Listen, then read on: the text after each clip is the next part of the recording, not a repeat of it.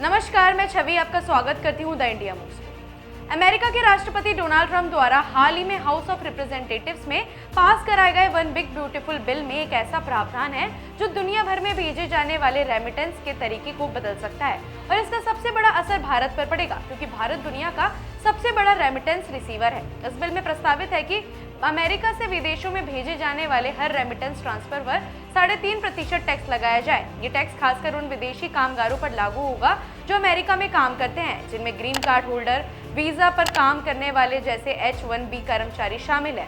पहले इस टैक्स की दर 5% रखी गई थी, लेकिन बाद में दबाव में इसे 3.5% कर दिया गया। भारत हर साल विदेशों से लाखों करोड़ रुपए रेमिटेंस के रूप में पाता है। सिर्फ 2024 में ही भारत को करीब 1.29 लाख करोड़ डॉलर मिले थे, जो पाकिस्तान और बांग्लादेश के कुल बजट से भी ज्यादा है।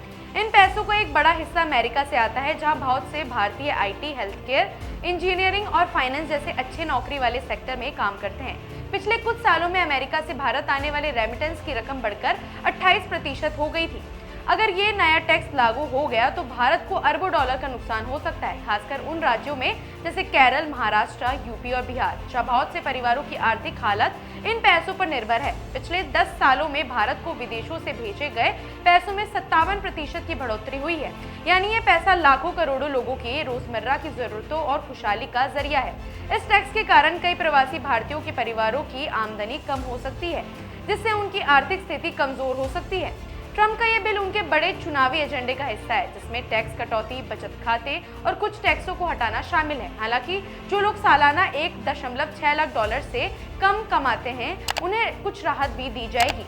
इस बिल पर मशहूर बिजनेसमैन एलन मस्क ने भी सवाल उठाए हैं और कहा है कि ये बिल बड़ा तो हो सकता है, लेकिन खूबसूरत नहीं। राजनीतिक रूप से ये ट्रंप की वापसी की तैयारी भी लग रही है, लेकिन इसका असर भारत जैसे देशों की अर्थव्यवस्था और लोगों की रोजमर्रा की जिंदगी पर पड़ेगा।